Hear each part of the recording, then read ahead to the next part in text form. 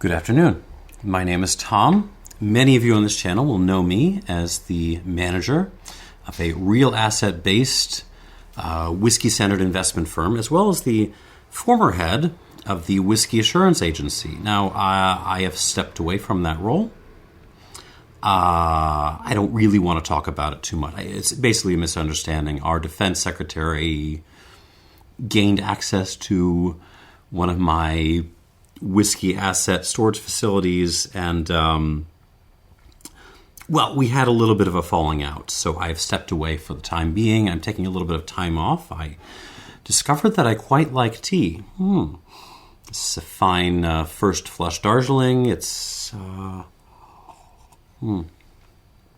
do believe I overstewed this by maybe 10 or 15 seconds, but still quite lovely. In any case, I wanted to come back to this channel because even though I have utter contempt for the vast majority of the people watching this who are, actually drink, actually consume their assets, riffraff. I know there are a few people out there who do watch for investment ideas, for advice, for that kind of thing. And I have figured some things out in the last couple of days that I thought I would pass along. In particular, I realized that I needed to speak up when I encountered a friend recently who was going to buy a few $1 million worth of Japanese whiskey to have it brought in, and I had to sort of caution him, this might be a good time to hold off on that. So here is my advice. For the time being, I know everyone out there in the investment world has gotten used to the tariffs at this point. You've priced them into your model. You've discovered how to make money off of them. And that's fine. That's all right. However, how do I put this delicately?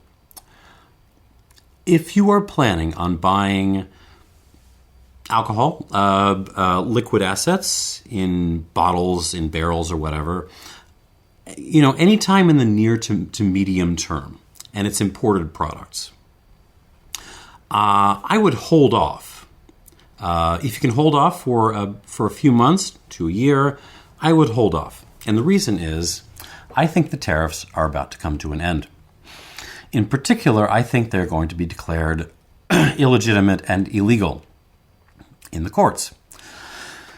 And in fact, to some extent, this has already happened. There's a U.S. appeals court at the end of August which declared exactly this. The ruling does not come into effect until the middle of October. I believe it's the 14th, which gives the Supreme Court time to weigh in if they'd like. And I think, I would suspect they would want to say something about this, although I don't believe they've weighed in yet. So we shall see. This may stretch out a bit longer. But in any case, I have very strong reasons for thinking that the tariffs will be coming to an end in the near term, and I want to. Well, I have a duty to explain why, as much as I have also a duty to tell you these things, because I am a good actor. I am trying to provide decent financial advice here. So, let us take a step back. Tariffs, as you know, are import taxes. So if a company, Scotch Incorporated, let's say, Scotch Incorporated wants to bring in a whole bunch of whiskeys from Scotland into the U.S., the tariff means they have to pay a certain portion of that value to the federal government, to Uncle Sam, in order to bring it in. Now, if you're like me and you had a decent civics class as a kid, I went to the Thatcher School. We had some decent teachers there. You probably vaguely remember that the power of taxation is an Article 1 power. It belongs to Congress. So you may be asking yourself, how is it that the president, and the past couple of presidents, Trump as well as Biden, have been able to levy taxes? I think the ultimate reason is that the wisdom of the founders has said that the executive can do whatever they want. That's Article 2. However, the more proximate reason The more proximate justification for this goes back to a law from 1977 called the International Emergency Economic Powers Act. And this act gave the president, in the case of a national emergency involving a foreign power, the power to regulate trade in a very quick and decisive way, to freeze assets and that kind of thing. Now, recent administrations have taken this as meaning they can create or end or modify tariffs on anything from anywhere, wherever they want, so long as they hold up their hands and say it's an emergency. Now,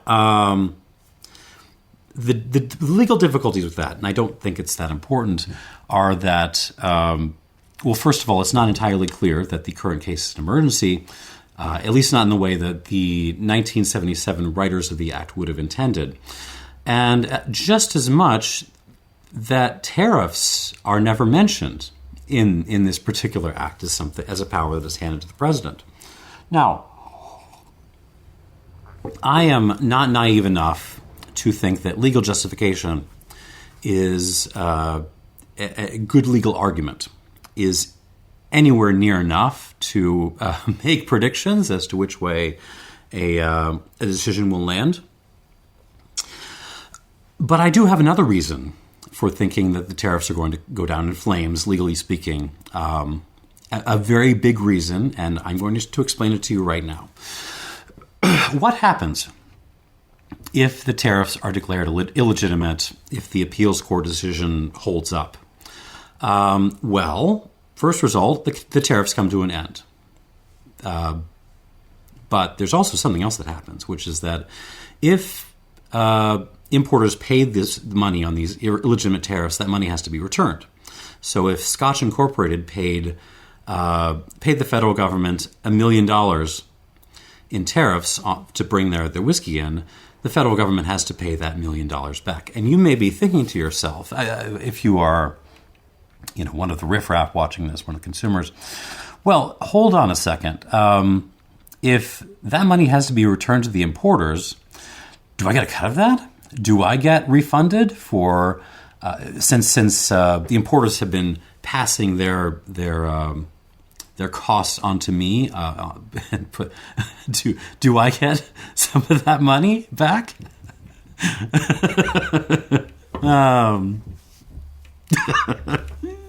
Yeah, you don't have a claim to anything. That's funny. Okay, so this money is supposed to be refunded to the importers. However, not only will the consumers not see a cent of it, it's very likely that the importers now will not get that money either. And let me explain. A number of financial firms have been going around and buying the rights to tariff refunds. And the most interesting of that lot, and one of the most aggressive in buying these rights to refund, has been Cantor Fitzgerald. And we'll talk about them in a second. But basically what's been going on is this. Cantor Fitzgerald, or whoever, has been going to these importers, Scotch Incorporated, let's say. It's been going to them and saying, well, that money is probably gone forever. That money has gone to Uncle Sam in taxation, and, you're not getting it back, probably. But there's a small chance that this will be declared illegal in courts, and so we will pay you 30 cents in the dollar. Good deal.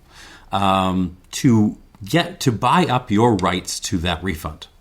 We will take that refund check if it comes in. In the meantime, you get, a certain amount of money right now. So this is a bet, as many things in finance are. This is the importer is betting they're not getting that money back, and so they're going to take what they can get right now. Instead of their $1 million, they're going to take $200,000 from Cantor Fitzgerald right now. Thank you very much. And Cantor Fitzgerald, meanwhile, is taking a huge bet that the tariffs will be declared illegal, and they will then take possession of that full $1 million refund that was originally owed to Scotch Incorporated. See how this works? Now, A lot of companies have been doing this, but Cantor Fitzgerald has been one of the most aggressive. And that's not the most interesting thing. No, what makes Cantor Fitzgerald interesting in this regard is the history of its leadership. You see, if the name of the firm sounds familiar, it's because its former head was a gentleman named Howard Lutnick, who is currently our Commerce Secretary. And it's the job of the Commerce Secretary to regulate things like trade, which includes stuff like tariffs. Now, officially at least, Secretary Lutnick, I met him a few times at functions. We never really got to know each other. But officially, Secretary Lutnick has disentangled himself of Cantor Fitzgerald, as you need to do. He's passed off leadership to his two sons, who are in their 20s still. So they must be extraordinarily talented young men.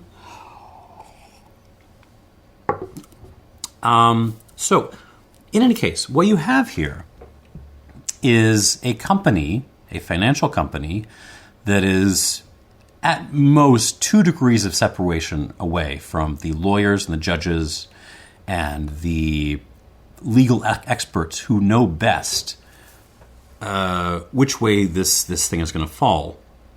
And indeed, 1 degree of separation away from one of the major, policy creators for where these tariffs are going to go. And that company has made an enormous bet that the tariffs are going to go down in flames, legally speaking. So this is kind of a variation on what is sometimes called the Monty Hall problem.